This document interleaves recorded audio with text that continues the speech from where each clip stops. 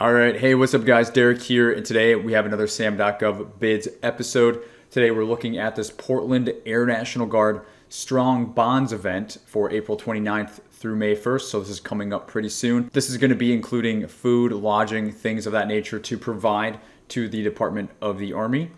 And as always, we're going to be focusing this on answering our three primary questions. What is this job? What's required in my response to bid on this? And essentially, do I want to bid on it? Kind of a go, no-go decision. I ended up flipping these two questions around from previous episodes. It seemed to make a little bit more natural progression sense to me.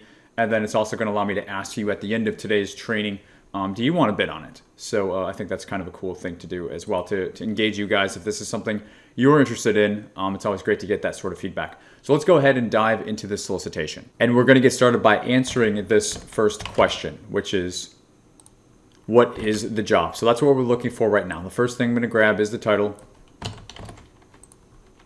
because that kind of does give us an idea up front. What is this? And maybe I have a little bit more experience. I know what strong bonds is. So if you started to get more experience at reading through these, you would build that up over time. But initially, you may not know what that means. Next, offer due date. We're going to snag that. This is due for March 23rd. There we go. And then the next code we're looking at is a total small business set aside. So you are a small business, you can bid on this. We have the NAICS code 721110, which is kind of interesting because we've had another, the last episode we had a 72 NAICS code as well. And it's not a very common NAICS code for most of us. So interesting to see that come up again under the professional service bids that we're looking at here. And I also just went ahead and snagged the place of performance for Portland, Oregon. I think we're going to see when we dive into this that this may be a little bit not so as it looks, Portland, Oregon, because they're going to give you options to choose for lodging in different areas. But this kind of gives us a sense to get started with.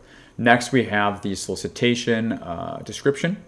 Here in the listing, they're telling us this is another RFQ, another request for quote. So we've got 3 in a row going on from our last previous videos as well. And really not a whole lot going on here, just like the others. Scrolling down, we see that Clifford Berry is the primary POC and appears to be the only POC on this. And then we have attachments. So we have what appears to be our solicitation doc. We have a statement of work. And then we have rates, per diem, and per diem. Okay, so we know we're going to be looking at kind of possible different locations. I already alluded to that. And this is going to be some data to back that up to help with, pricing out and some of these other rates. But solicitation doc looks like the primary document. I already have that pulled up. Let me go ahead and scroll to the top here and see what we have. And remember, we're still answering this question, what is the job? So we're going to go ahead and scroll. We're hit on the bottom of page 1 with a pricing schedule. Good to know. We're seeing breakfast, lunch, dinner, meeting space, and then lodging accommodations per night. We'll have to price for each of those. That does give us a bit more intel into specifically what this job is. If you know what you're having to price, you know what you're having to do. So that is helpful. But we do know that there is a separately attached statement of work. So my guess is that's going to be the primary place that we go to answer this question. A place of delivery, they're telling us within 180 miles. And there it is, that's what I was looking for. Radius of the 142nd Wing in Portland, Oregon. So put a tack on the map, 180-mile radius around that, you're able to essentially provide these services. And there's going to possibly be in different cities, different counties. And I already know right off the bat, that's probably why they're giving us these different per diem rates and these different other rates as attachments. So it's all already starting to fall together very nicely. Next, they're letting us know basis for award. The government will award 1 contract. Prices quoted must be valid until May 1st. And they want you to fill this info out. So another thing that we will have to fill out, another government form.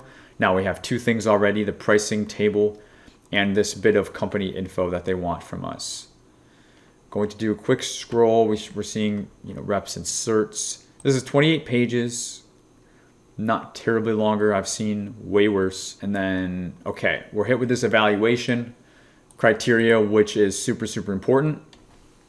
But I'm gonna table this because I don't want to go too far down this rabbit hole. I actually want to get into this next, but right now I want to finish answering our question, what is the job, before getting into what's required in my response.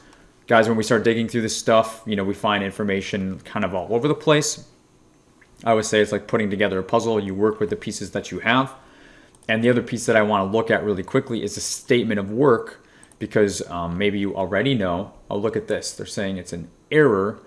So this is a real-time thing. I have not opened this on my own yet. So let's go ahead and see if I can get back to this. Okay, so we are back. I kind of just had to log out, log back in. Sometimes SAM.gov is a little glitchy like that. You probably know that.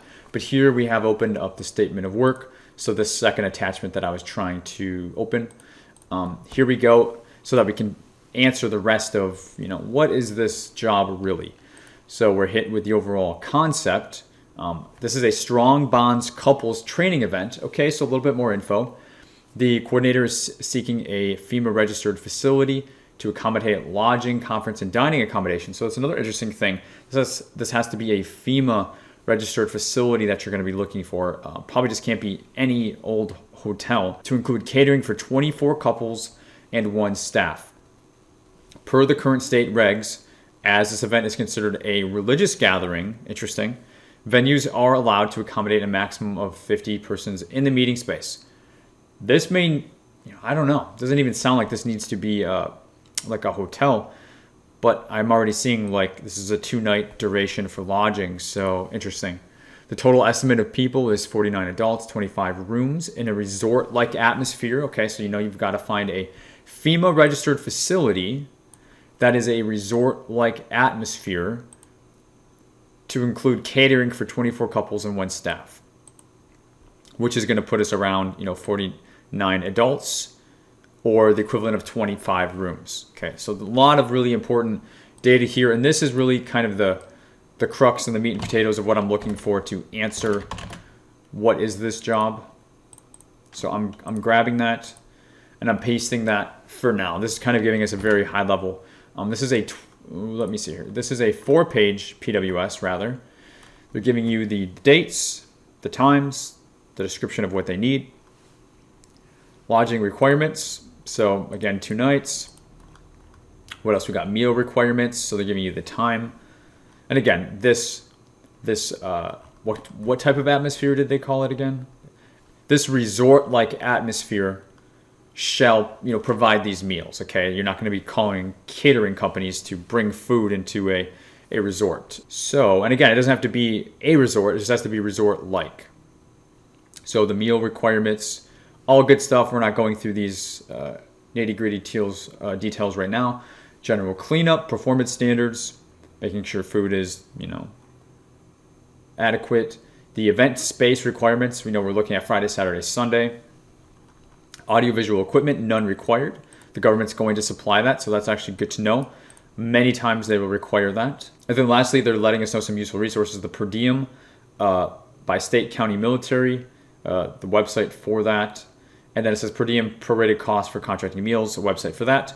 But I'm guessing that is what these attachments are. So I'm going to go ahead and just open these up really quickly as well, just to see what it is. And then we'll get back to answering our questions. But we see per diem rates for Oregon. And so here is the cities. We see Portland. And then we see the counties. And then we're looking for April. So here is our April column.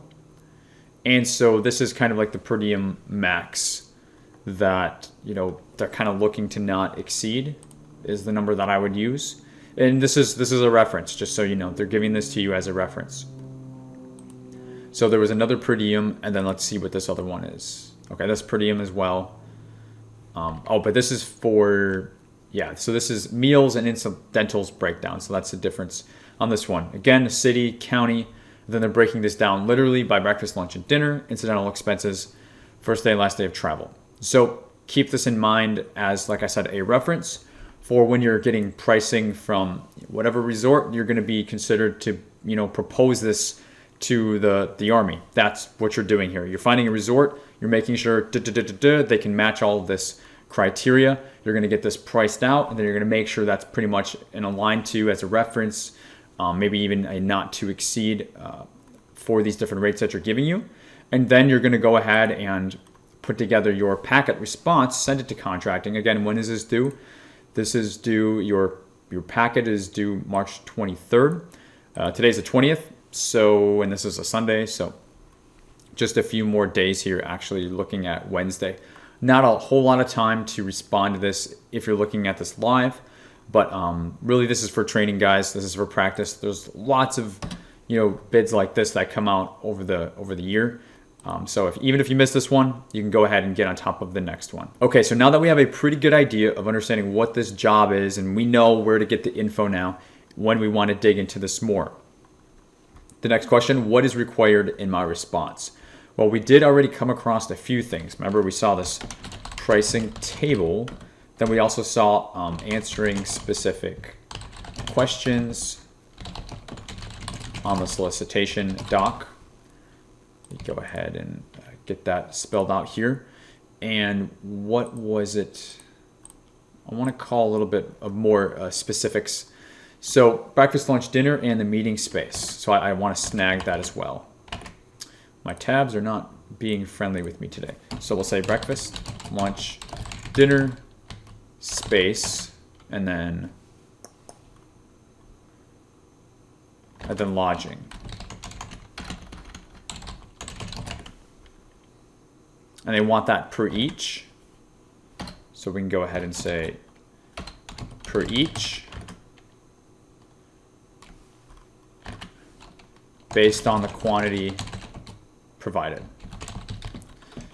So just, if I'm coming back looking at my notes to what my answer was to this question, immediately I'm going to remember, okay, they're giving me a place to price per each for each of these different things.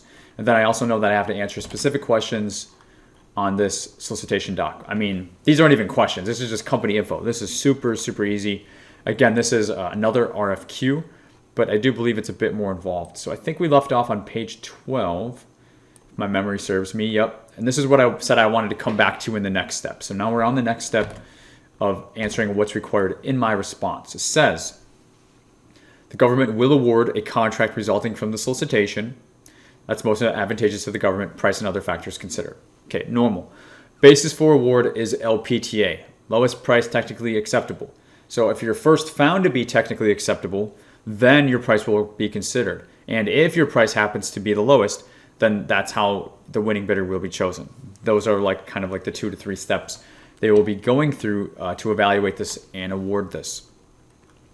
They're awarding one firm fixed price award. Firm fixed price just means your price all in. This is not like a time and material type things where it depends. It's like you give us the number, you give us the price, like the per each we looked at, and that's what it is. If you perform it for less, good for you. You don't have to give money back. If it costs you more, bad for you. They're not going to give you more money. It's a firm fixed price. So they're saying offers shall submit a quote to this request for quotes in 2 parts, entitled Factor 1, Factor 2. Okay, so we didn't see this in the last couple examples, and that's why I chose this, because it's a tiny, teensy-weensy bit more involved than what the others were of just providing a quote. Now they want factors 1 and factors 2. Almost think of it as like a volume 1 and 2. They're telling you literally how to name it, okay? This is going to be pass-fail. That's what this acceptable, unacceptable means. Really what this means is that first hurdle. You're going to either be found to be technically acceptable or not. If you are, then they will look at your price. If you're not, they're not even going to look at your price. If you're not technically acceptable first, that's how LPTA works. It's just not the price. You still got to do the pass-fail thing.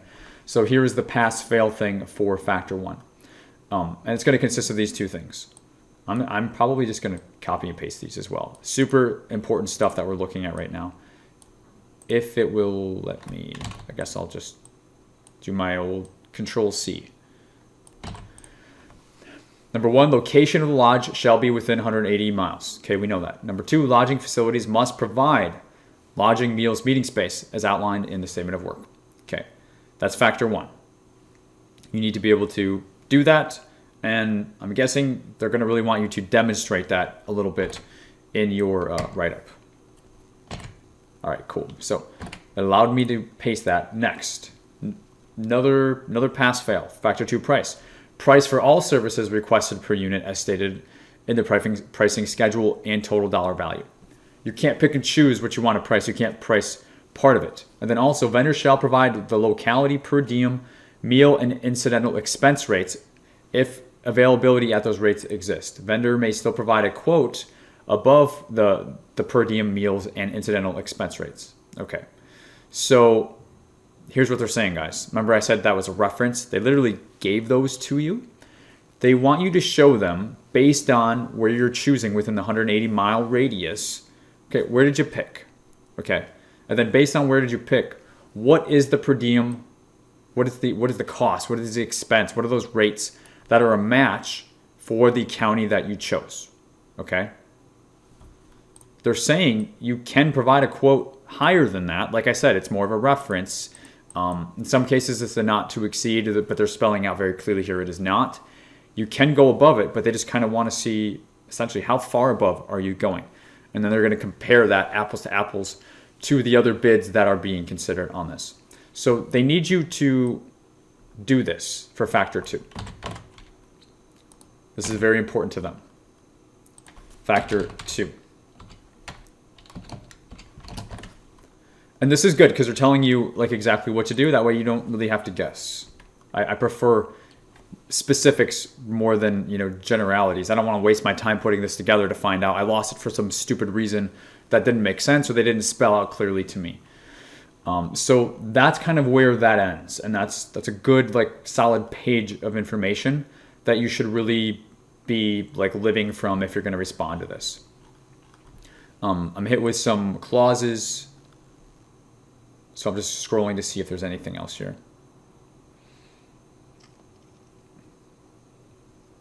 And I don't think I am.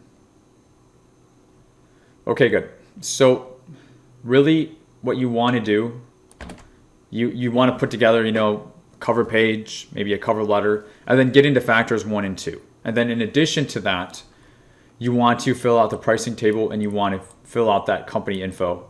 This is really not answering questions, it's company info for your company on that. And then you want to create a short, 5 pages or less probably, to respond to this. I want you to include, what is the location? I want you to include how many miles away it is. I want you to include that they are, or how are they able to meet these criteria for the lodging, the meals, all this stuff, okay? All that stuff, like if you were booking this for your family, all that info you would want to confirm, include all of that in your factor 1 response so that when the government looks at this, they're like, okay, this is going to work. Everything in the PWS that was important to us, they have checked off here. So you kind of want to, you don't want to regurgitate, but you want to take the wording that they've used and you want to demonstrate that you're doing that with your proposition. That's what you're doing in factor 1. And then factor 2, in your 5-page write-up here, you're going to be basically reaffirming and demonstrating that you're pricing everything, okay? Maybe even recreate the pricing table and show it again if you want in factor 2 to demonstrate that. And then secondly, based on wherever the location is, you want to reflect those rates, the locality and the per diem and the incidental rates based on those attachments that they gave you, and compare that to the price that you're charging. And go ahead, since they're breaking it down per each, feel free to break all of this down per each as well. It shouldn't be too hard. And so that's how we're answering this second question. What's required of my response? We just took a fine-tooth comb through this. It's not terrible, but it is a bit of a step up because we have 2 factors formally that they want us to respond to.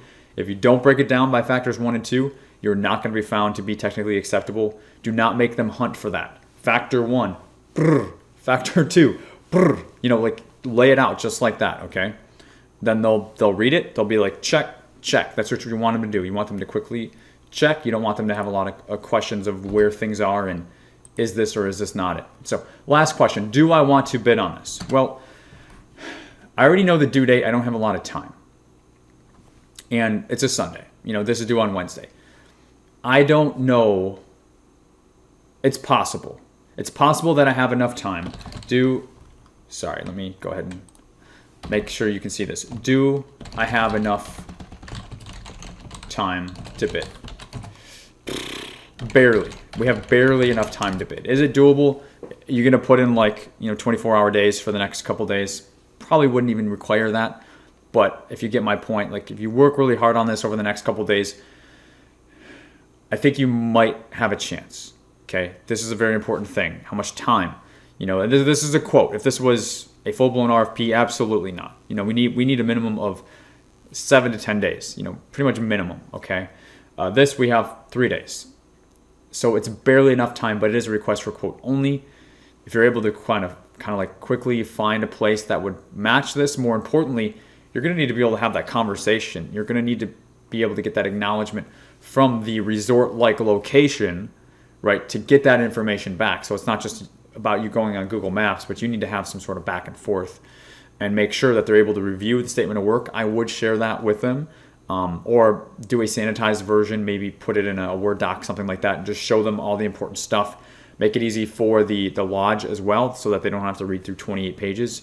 You're definitely gonna want to do that, and that kind of becomes a little bit of your contract with them as well. So you gotta do that within just a couple days here. So it's up to you. I think you have barely enough time, and you may not even have enough time to do it. If you had a week or two to do this, I'd be like, this is very, very straightforward once again. Set aside. Does a set aside preclude us from going after this? Very sloppy typer this morning. My apologies. So our set aside was total small, right? So no problem there. Total small, all good. No worries about that. Is this something that I can actually do? Well, the performance requirement is the lodging, the meals, and the space. No audio, video. And the lodge will supply all of this. So the performance requirement, pretty much anybody could do. But if it were me, I like to be boots on ground. Okay, I want to have either myself or a company representative at the site for these couple days in case the government POC has questions, in case something crazy happens. Other thing, remember, this has to be 180 miles, and this has to be FEMA, whatever it was, certified, I think, something like that. So I think that's going to narrow down your search quite a bit. Can you do it? Yes. Are you able to have a person be here, in April to May, at the end of April when this is going on? That's up to you. So that's another requirement part. I want to have that from a marketing and sales standpoint. I want to have that from a quality control standpoint and just overall satisfaction and peace of mind standpoint for my company. So that is the requirement that I'm looking for. I think that is doable. This is doable to have a person here to oversee it. It's doable. But I don't know what it is for you. This is all the way out in Portland, Oregon. So for most, this is going to require a plane ticket, and you're going to want to build that cost in. Next, the NAICS code for this was what?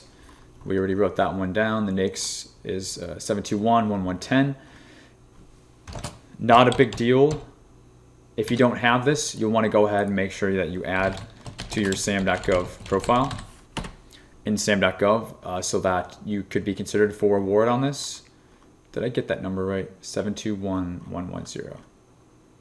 Oh yeah, I was missing a 1. That's right. So you want to make sure that you have the NAICS code for this. And that's really all that's jumping out to me on do I want to bid on this? It's pretty straightforward. So again, we've answered 3 questions today. What is the job? What's required in my response? And based on that, do I want to bid on this? So you tell me, what are some of the things that came up in today's training for you that were considerations? Do you think I missed something? Maybe do you think you're going to try to burn the midnight oil and go after this one? Or maybe do you have something similar that you would maybe like me to review? Go ahead and feel free to share those comments and even links if you got it for SAM.gov in the video description. I'll definitely be watching to check those out in case you guys have anything. And like I said, I would be interested to hear your feedback on this one. What do you think? Would this be a go, no go for you? Let me know. Couple things here as well. I'm actively growing on LinkedIn, and I'm doing some posting on LinkedIn, some short form content as well. So a lot of you here that follow me on YouTube know that I'm not really active like on Instagram or Facebook, but I am trying to grow out LinkedIn. So feel free to come over, search for Derek James and or GovKidMethod on LinkedIn. I will pull up. Feel free to give me a follow over there if you want to enjoy some of that short form content. And as well, if you're wanting for support for this type of thing, you're a new federal contractor, or you just want to get serious about bidding on SAM.gov, we do have a small business incubator that supports with that. We do have information down below to learn more about that and schedule time with me to speak about it to see if the incubator would be a good match for your business. So feel free to check that out if you are looking for support. Guys, I think that'll do it for today's video. Smash that like button if you got something out of today's video. And consider subscribing to the channel if you're new. We're the fastest growing federal contracting YouTube channel in the world, I believe. So that's pretty awesome to have you all as members here as well.